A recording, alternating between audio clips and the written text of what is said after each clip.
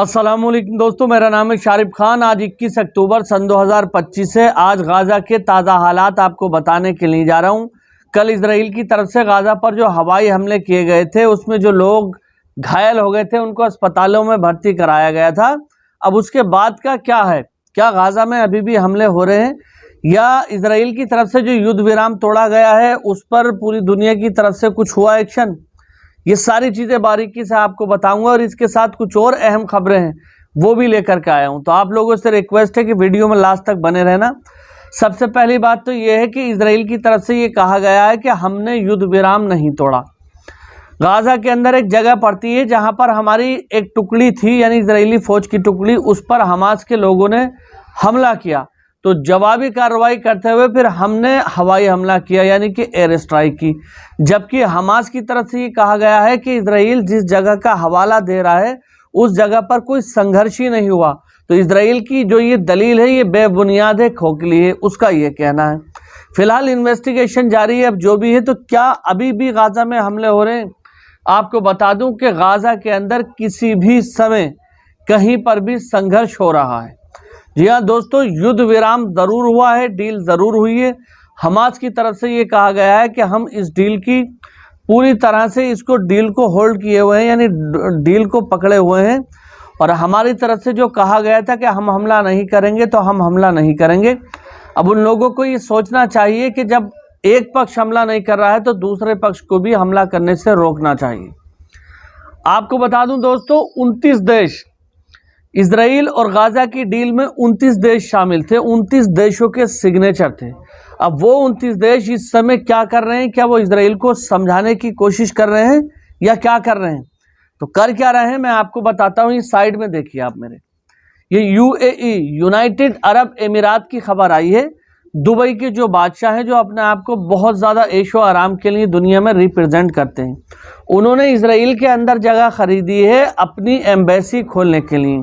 उनका ऐसा मानना है कि भैया इजराइल के लोगों को हम तक पहुंचने में या हमें उन तक पहुंचने में तकलीफ नहीं होना चाहिए। सीधी सीधी जो है हमारी और उनकी वार्तालाप होना चाहिए।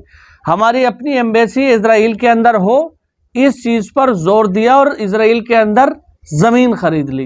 तो गाज़ा के लोग इन अरबी देशों की तरफ इस उम्मीद की निगाह से देख रहे थे कि शायद इंटरनेशनल लेवल पर इजराइल के ऊपर कोई प्रेशर बनाया जाएगा कि तुम हम लोग को रोको और तुम कैसे कर सकते हो ऐसा, हम गारंटर हैं, ऐसा कैसे हो सकता है। तमाम सारी चीज़ें ऐसी होना चाहिए थी, ये उम्मीद कर रहे थे। लेकिन अरब देश तो उल्टा इजराइल में ज़मीन खरीद रहे हैं, इजराइल के साथ व्यापार बढ़ा रहे हैं, इजराइल के साथ दोस्ती बढ़ा रहे हैं, इजराइल के साथ भाईचारे का माहौल रख रहे हैं। अब भैया देखो, सबकी अपनी अपनी चॉइस होती है, लेकिन दिखावा भी तो नहीं करना चाहिए। या तो आप किसी से मिलो और दिखावा गलत तरीके से करो तो वो चीज़ गलत है। इसी के साथ साथ बता दूं कि सऊदी अरेबिया के अंदर अमेरिका की सेना की जो प्रोटेक्शन प्रणाली है वो पूरी तरह से मंजूर हो चुकी है, यानी कि अब सऊदी अरेबिया को भी अमेरिका की जो सेना है वो गार्ड करेगी। इसी के साथ साथ आपको बता दूं कि गाज़ा के हालात अभी भी ख़राब हैं। इजराइल के अंदर बेंजामिन नेतन्याहू की सरकार का सत्ता में बना रहना बहुत ही ज़्यादा मुश्किल होता चला जा रहा है, क्योंकि इजराइल के अपने लोग, वो लोग जिनके परिवार के लोग वापस परिवार को नहीं लौटे हैं, वो बहुत उनके मन के अंदर गुस्सा है। जैसा कि हमास की तरफ से कहा गया है कि हम लगातार ये कोशिश कर रहे हैं कि जो लोग इजराइल के हमारे पास बंधक थे, जो मारे जा चुके हैं, उनकी डेड बॉडी को हम वापस कर सकें। उनकी डेड बॉडी को ढूंढने के लिए पुरजोर तरीके से कोशिश चल रही है। लेकिन उसके बावजूद भी इजराइल एयर स्ट्राइक कर रहा है तो उसमें काफ़ी दिक्कतें हो रही हैं। जब से इजराइल की जनता सड़कों पर उतरने की कोशिश कर रही है कि आखिर नेतन्याहू की आर्मी क्यों गाज़ा पर हमला करना बंद नहीं कर देती। आप लोग जानते हैं, चाहे एक परिवार का सदस्य जिंदा हो या फिर दुनिया से जा चुका हो, उसका शव ही इंसान को मिल जाता है तो काफ़ी तसल्ली मिलती है। आपने देखा होगा बहुत सारी बार ऐसा होता है कि लोग विदेशों में जाकर ख़त्म हो जाते हैं तो उनकी डेड बॉडी को भी इंसान अपने घर तक लेकर के आता है, सिर्फ इसलिए कि उसको तसल्ली मिल जाती है। तो यहाँ पर इजरायली लोग भी ये चाहते हैं कि उनके परिवार के लोगों की डेड बॉडी उन तक पहुँच जाए, लेकिन नेतन्याहू जो इजराइल का प्रधानमंत्री है ऐसा होने देना नहीं चाहता, क्योंकि लगातार हमले कर रहा है और हमलों के बीच जब कॉन्फ्लिक्ट का माहौल बना हुआ है तो गाजा से फिर उनकी डेड बॉडी कैसे आ जाएगी। तो नेतन्याहू के खिलाफ लगातार मुश्किलें इजराइल में पैदा होती चली जा रही हैं। इसी के साथ साथ अमेरिकी राष्ट्रपति डोनाल्ड ट्रंप ने पहली बार एक इंटरव्यू देते हुए ये कहा है कि इजराइल जो है वो उनका प्रॉक्सी है। अब प्रॉक्सी किसे कहते हैं आप लोग जानते हैं। अब तक ये कहा जाता था कि ईरान के प्रॉक्सी संगठन हैं, यमन को कहा जाता था, लेबनान को कहा जाता था, इन सारी जगहों को ये कहा जाता है कि ये ईरान के प्रॉक्सी संगठन है।